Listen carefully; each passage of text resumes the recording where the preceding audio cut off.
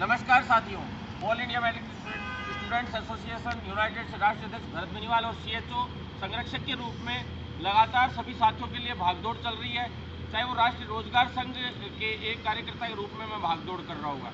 साथियों, आप सभी को पता है कि हमारी बड़ी जीत होने जा रही है बहुत जल्द, क्योंकि जो मुद्दा था वो बहुत ज़बरदस्त हाइप कर गया है। चाहे वो केंद्र सरकार केंद्रीय जो कांग्रेस प्रतिनिधि हैं वहाँ तक भी बात गई है, वहाँ से भी इनके आला कमान के यहाँ से भी फोन आने शुरू हो गए, और जो राजस्थान सरकार है वहाँ से भी वार्ता के न्योते हमारे पास बार बार आ रहे हैं। तो साथियों, जो विज्ञप्तियाँ जारी कराने के लिए अभियान तो था ही, साथ में सबसे बड़ी बात थी कि सीएचओ के नियमितीकरण के लिए भी ये अभियान चल रहा है। साथ में सीएचओ की काफ़ी समस्याएं हैं, उनको लेकर भी हम समाधान चाहते हैं।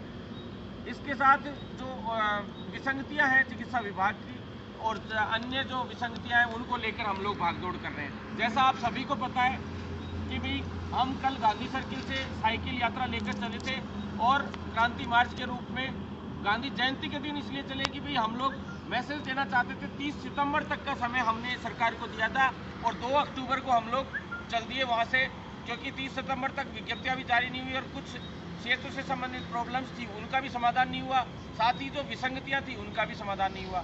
तो जो शोषण है चिकित्सा विभाग में उसको हम बंद करवा के छोड़ेंगे, प्लस अदर जो बेरोजगार युवाओं से संबंधित मांगे हैं वो सारी की सारी हम पूरी करवा कर छोड़ेंगे। साथियों, आप लोगों से मैं निवेदन करना चाहता हूं कि ये वीडियो ज़्यादा से ज़्यादा आप लोग शेयर करें, क्योंकि अब रात को भी ये साथी लोग यहाँ संघर्ष कर रहे हैं, आप लोगों के लिए बैठे हैं। तो ये नहीं है कि भी आप लोग अब घर बैठ के सभी साथी लोग कम से कम वीडियो शेयर तो ज़्यादा से ज़्यादा कर ही सकते हैं। साथियों, आपको पता है साइकिल यात्रा लेकर हम चले थे और अभी करीब 110 किलोमीटर तो हो ही गया होगा ना, लगभग कोटपुतली, अभी कोटपुतली क्रॉस करके 2-3 किलोमीटर आगे, 1-2 किलोमीटर आगे हम लोग अभी हैं, और ये धरना अभी सभी साथियों ने चला रखा है।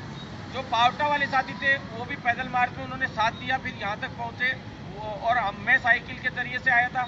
अब आगे ये साथी लोग कल बहरोड तक, कभी रात को क्रांति मार्च में भाग लेंगे और पैदल मार्च करते हुए बहरोड तक जाएंगे, और बहरोड वाले साथी फिर आगे जो है दिल्ली तक साथ देंगे। तो साथियों, आप लोगों का जो जुनून है, इस जुनून को देखते हुए सरकार पहले ही पूरी तरह से पस्त हो रखी है, और हम चाहते हैं, सरकार अब हमें वार्ता पे बुलाना चाह रही है, लेकिन हम सरकार से वार्ता नहीं करेंगे, हम आला कमान से ही वार्ता करेंगे, क्योंकि सरकार में रोज मुख्यमंत्री चल रहा है। कभी कोई मंत्री पद मांगने जाता है आला कमान के पास, कभी कोई पार्टी से संबंधित रोज प्रॉब्लम्स चल रही है। उस प्रॉब्लम्स के लिए जो केंद्रीय नेतृत्व है कांग्रेस का, वो रोज राजस्थान में आया रहता है, कभी राजस्थान वाले वहाँ जाए रहते हैं। सारा बजट तो ये इसी में खर्च कर देते हैं। युवाओं को के लिए बजट आएगा कहाँ से इनके पास? ये सारा जो पैसा कोविड के टाइम इन लोगों ने होटलों में पड़े रहे, तो उसमें इन लोगों ने जो चिकित्सा विभाग से इतना पैसा कमाया वो गलत जगह पे इन्वेस्ट किया। और ऐसे ही जो लगातार आप लोगों को रोजगार देने के लिए या आप लोगों की जो विसंगतियां हैं उनको दूर करने के लिए या नियमितीकरण के लिए पैसा नहीं आएगा इनके पास। इनके पास पैसा आता है किसके लिए?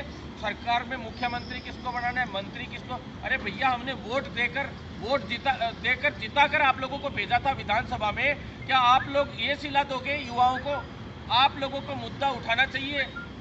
विधायकों को, जो जनप्रतिनिधि हम लोगों ने जिताकर भेजे, वो मंत्री पद के लिए लड़ते फिर रहे हैं। भैया, ये गलत बात है, हम कतई नहीं होने देंगे। अभी हमारा क्रांति मार्च जो है, जो युवा सत्याग्रह आंदोलन के रूप में दिल्ली पहुंचेगा।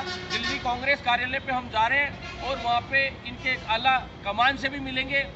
प्रयास करेंगे कि प्रियंका गांधी, राहुल गांधी या गांधी परिवार के किसी सदस्य से भी हमारी वार्ता हो। साथ में जो पूरे इंडिया का जो सारा सिस्टम संभाल रहे हैं अभी, जैसे वेणुगोपाल जी राष्ट्रीय महासचिव भी हैं और पूरे प्रभारी के रूप में राजस्थान में आते हैं। कई बार एक तारिक अनवर जी है, अजय माकन जी है, प्रभारी के रूप में राजस्थान में आते हैं। ये सभी राष्ट्रीय महासचिव के रूप में भी काम संभाल रहे हैं, और मुकुल वासनिक जी है। तो इन सभी से जो बड़े लोग हैं कांग्रेस आला कमान के, उनसे सभी से हमारी वार्ता करवाई जाए। साथ ही वार्ता के बाद निष्कर्ष निकलना चाहिए। वार्ता नहीं चाहिए हमें काम चाहिए। वार्ता मत करो आप, लेकिन काम करो। तो इसके लिए हम लगातार भागदौड़ कर रहे हैं। सभी साथी लोग जैसे अभी मौजूद हैं भाई अपने यहाँ पे। मैं अनिल यादव कोटपुतली से। अभी भरत भाई साहब जयपुर से यहाँ कोटपुतली पहुँचे हैं साइकिल से, तो उन्होंने काफ़ी कठिनाइयों का सामना किया है रास्ते में, और अब हम पावटा वाले साथी यहाँ तक छोड़ कर गए हैं।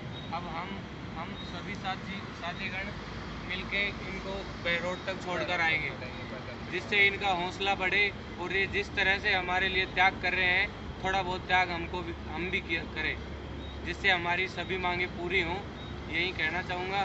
बाकी सब साथी बैठे हैं साथ। ये सतेंद्र चौधरी भाई हैं जो साइकिल यात्रा में साथ हैं और साइकिल लेकर भी चले थे ये साथ में। इनकी साइकिल खराब हो गई थी, फिर भी हमने दूसरी साइकिल की व्यवस्था करवा दी है अभी, और ये अभी आगे भी साथ जाएंगे दिल्ली तक। सतेंद्र भाई भी कुछ कहना चाहें तो? जल्दी से जल्दी सरकार हमारी मांगों को पूरा करे, नहीं तो राजस्थान के अंदर इतना बड़ा आंदोलन होगा जो सरकार को जवाब देना महंगा पड़ जाएगा। मैं तो यही कहना चाहता हूं, जो सीएचओ है उसको नियमित करें, परमानेंट करें उनको। उसके अलावा विज्ञप्ति जल्दी से जल्दी जारी करें। हमारी मांगे पूरी करो, हमारी मांगे पूरी करो, हमारी मांगे पूरी करो। विज्ञप्ति जल्दी से जल्दी जारी करो, विज्ञप्ति जल्दी से जल्दी जारी करो। भरत बेनीवाल जिंदाबाद, भरत बेनीवाल जिंदाबाद। मैं महेंद्र सिंह यादव, सामुदायिक स्वास्थ्य अधिकारी सांजापुर ब्लॉक में कार्यरत हूँ। अभी भरत भाई साहब पावटा से कोटपुतली आए हैं। पहले पावटा वाले सभी भाई कोटपुतली छोड़िए गए हैं। अब कोटपुतली से हम बहरोड जाएंगे और भाई साहब को बहरोड तक छोड़कर आएंगे। फिर बहरोड वाले जो साथी हैं वो भाई साहब को दिल्ली तक लेकर जाएंगे। भाई साहब ने जो काम किया है बहुत अच्छा काम किया है। हमारी कोई ज़्यादा मांगे नहीं है जो सरकार पूरी नहीं कर सकती है। हमारी गिनी चुनी 2-4 मांगे हैं। सीएचओ का नियमितीकरण है, इंसेंटिव को मर्ज करना है, और जो विसंगतियाँ सीएचओ को आ रही हैं वो सारी धीरे धीरे करके उनका समाधान करें। और बाकी ज़्यादा कुछ हमारी बड़ी मांगे नहीं है। और बोलना चाहिए। मैं पवन कुमार शर्मा, सामुदायिक स्वास्थ्य अधिकारी अलवर। भरत भाई साहब ने जो कार्य किया है वो सराहनीय कार्य है।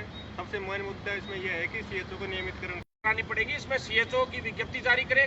दूसरा, टेक्नीशियन हो, कैथ लैब हो, डायलिसिस टेक्नीशियन हो, जो लगातार बहुत ज़्यादा पास आउट हो रहे हैं डायलिसिस टेक्नीशियन, उसके बावजूद भी उनका कैडर बना के जल्द से जल्द भर्ती निकाले। कैडर से ही नहीं बात है बनेगी, भर्तियां उनकी निकाले। क्योंकि जितने भी मेडिकल कॉलेजेस हैं जो आंदोलन करके हम लोग दिल्ली तक आंदोलन हमने किया था जंतर मंतर पे, और 2017-18 में जितनी मेडिकल कॉलेजेस खोल दी गई और उनमें आज तक स्टाफ नहीं लिए गए ढंग से।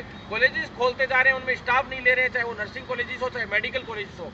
जितने भी कॉलेजेस के अंदर हॉस्पिटल्स है, 430 बेड से ऊपर के हॉस्पिटल है, उनमें सब में चाहे नर्सिंग ऑफिसर की भर्ती हो चाहे जितनी भी भर्तियां हो, सबकी सब भर्तियां तुरंत प्रभाव से सरकार संज्ञान में लेके उन रिक्त पदों की एक लिस्ट बनाए पूरी की पूरी जो रह गए हैं उन कैडर्स की, और जल्द से जल्द उन पे भर्तियां निकाले, विज्ञप्तियां उनकी जारी करे। क्योंकि अब अंतिम पड़ाव है सरकार का, और उनको सरकार को पता है कि अब चुनाव भी आ रहे हैं तो बहुत बड़े विरोध का सामना करना पड़ेगा। अभी हम दिल्ली जा रहे हैं, इसके बाद अगर हमारी समस्या का समाधान नहीं होता, जयपुर में एक बड़ी सभा की जाएगी।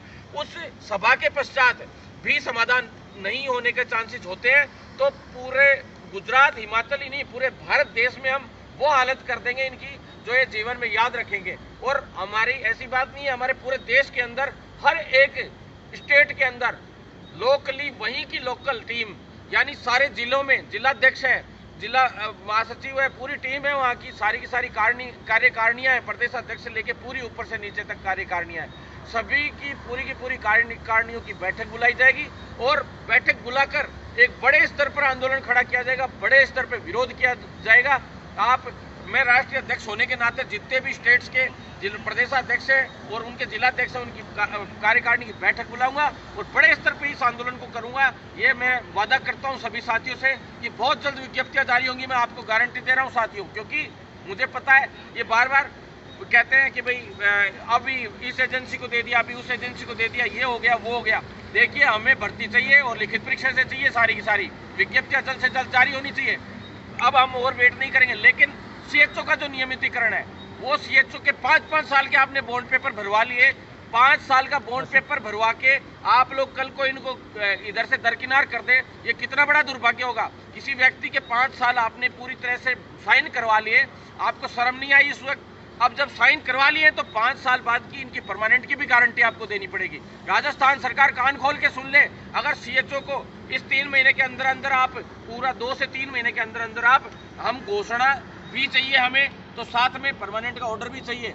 जल्द से जल्द सरकार इनको परमानेंट का ऑर्डर करे तो फायदे में रहेगी, फाइल चलाए फटाफट इसके लिए। और साथ में जो विसंगतियां हैं 20,000, आप 7-8 में नर्सिंग कॉलेजेस में आप ट्यूटर्स रख रहे हैं, आपको शर्म नहीं आती? प्राइवेट कॉलेजेस जितनी भी हैं, साथ में प्राइवेट हॉस्पिटल्स के अंदर 7-8 में शोषण कर रहे हैं आप नर्सेज का, फार्मासिस्ट का, और 5-5, 7-7 हज़ार में पैरामेडिकल स्टाफ रखते हो आप। बहुत बड़ा दुर्भाग्य है, बहुत कम सैलरी है, नहीं बर्दाश्त करेंगे बिल्कुल भी। तो क्लिनिकल एस्टेब्लिशमेंट एक्ट लागू करते हुए तुरंत प्रभाव से सरकार सारे के सारे हॉस्पिटल्स को ऑनलाइन करे, प्राइवेट हॉस्पिटल को, जिससे उनमें जो भी स्टाफ होगा वो ऑनलाइन अगर हो गया तो ऑटोमेटिक इनको सैलरी ज़्यादा देनी पड़ेगी। और सुप्रीम कोर्ट का जो हम केस जीत के आए थे 20,000 न्यूनतम सैलरी का, यानी 26,500 नर्सेज के लिए 50 बेड या 50 बेड के ऊपर के हॉस्पिटलों में चाहिए, और या फिर अगर वो 50 बेड का हॉस्पिटल नहीं है तो ये मान लीजिए कि भी 20,000 सैलरी नर्सेज के लिए होती है। इसी तरह से पैरामेडिकल, फार्मासिस्ट या अन्य स्टाफ है उनकी सबकी एक लेबर रूल्स के अकॉर्डिंग सैलरी जो तय होती है, वैसे ही क्लिनिकल एस्टेब्लिशमेंट एक्ट जो 2010 में बना था उसको लागू करे, जिससे उनकी सैलरी सही हो सके, चाहे वो संविदा पद पे हो। तो साथियों, जितने भी संविदा प्रथा है, ठेका प्रथा है, वो बंद करो। आज के बाद संविदा पे भर्ती नहीं होनी चाहिए। प्रियंका गांधी जी कहती है कि संविदा प्रथा बंद करेंगे हम, यूपी में खूब कहा था उन्होंने, लेकिन संविदा प्रथा क्या बंद हुई? राजस्थान में आपकी खुद की सरकार यहाँ पे संविदा प्रथा को बढ़ावा दे रही है। तो संविदा प्रथा को खत्म करने के लिए सबसे पहले तो जो संविदा पे सीएचओ लगे हुए इनको आप परमानेंट कीजिए, जिससे वो संविदा प्रथा बंद हो सके। और जो संविदा पे आगे भविष्य में एक भी भर्ती नहीं आनी चाहिए, अन्यथा सरकार को बड़े आंदोलन का सामना करना पड़ेगा। और हमारा आंदोलन छोटा मोटा नहीं होता। 2018 की रैलियां देख लीजिए, 25 से 30 हजार युवाओं की रैली हमारी उस वक्त 2018 में हुई थी, लिखित परीक्षा को लेकर और सभी मुद्दों को लेकर। अब की बार इस बार 50,000 से ऊपर युवाओं की रैली होगी और राजस्थान सरकार हिल जाएगी, ये मान लेना। तो सरकार कान खोल के सुन ले। अभी दिल्ली तक हम आपको मैसेज कन्वे करने जा रहे हैं, ये गांधीवादी तरीके से कर रहे हैं, लेकिन अगर सरकार ने हमारी मांग नहीं मानी तो हम भगत सिंह, चंद्रशेखर आजाद और राजगुरु बनने में भी समय नहीं लगाएंगे। ये सरकार कान खोल के सुन ले। इसलिए मैं आप सभी से निवेदन करना चाहता हूं कि ये वीडियो ज़्यादा से ज़्यादा शेयर करें, जिससे सभी साथियों की मांगे सभी लोगों तक पहुंच सके, और ज़्यादा से ज़्यादा सोशल मीडिया के प्लेटफॉर्मों से, चाहे यूट्यूब हो, फेसबुक हो, ट्विटर हो, सभी पे जुड़ें, जिससे इस आंदोलन को मजबूत किया जा सके और चिकित्सा सुधार आंदोलन जो हमारा है इसको भी मजबूत किया जा सके। पूरे चिकित्सा विभाग को हम सुधार कर छोड़ेंगे, चाहे कुछ भी हो जाए। चंद जो लोग हैं, कर्मचारी नेता लोग होते हैं, वो इन सरकारों के अनुसरण में चलते हैं और वो आंदोलनों को रोकने की कोशिश करते हैं, आपसी गुटबाजी फैलाने की कोशिश करते हैं। तो हमें तोड़ने वाला कोई पैदा नहीं हुआ। और मैं सरकार से साफ कह रहा हूँ कि आपको अभी कह रहे हैं, मान लो, कान खोल के सुन लो, क्योंकि हमारे जो आंदोलन होते हैं वो बहुत आक्रामक होते हैं। हम लोग शांति से ज़्यादा काम करते नहीं है। अभी पहली बार हमने गांधीवादी तरीके से कोई आंदोलन ये किया है। और अगर इसकी आप लोग गांधीवादी हैं, अशोक गहलोत साहब कहते हैं, मैं छवि भी उनकी गांधीवादी मानी जाती है, वो गांधी जी को फॉलो करने वाले व्यक्ति माने जाते हैं, मुख्यमंत्री जी। तो उनको मैं कहना चाहता हूं कि आप यहाँ प्रदर्शित कीजिए कि वास्तव में आप गांधीवादी नीति को फॉलो करने वाले लोगों का समर्थन करते हैं। और हमारी मांगे बिल्कुल वाजिब मांगे हैं, एक भी मांग गलत हो तो आप हमें बता दीजिए। हम जो चीज़ मांग रहे हैं, लिखित परीक्षा मांग रहे हैं, लिखित परीक्षा से भर्तियाँ क्यों नहीं होनी चाहिए? मेरिट बेस पे फर्जी डिग्रियां बनवा लाते हैं लोग, फर्जीवाड़ा करते हैं, एक्सपीरियंस लेटर फर्जी बनवा लाते हैं, कोई पीपीपी मोड वाला भाई है या कोई भी, कि हर कोई बोनस अंक लेके आ जाता है। चलो वो तो क्या 40 अंक भी वो लोग नहीं ला सकते? तो सरकार तुरंत प्रभाव से इसको संज्ञान में लेते हुए जल्द से जल्द स्थायी भर्तियां निकाले, लिखित परीक्षा से निकाले, विज्ञप्तियां सारी जारी करे और सीएचओ का नियमितीकरण हर हाल में होना चाहिए, नहीं तो सरकार को बहुत बड़े आंदोलन का सामना करना पड़ेगा। और जितनी भी सीएचओ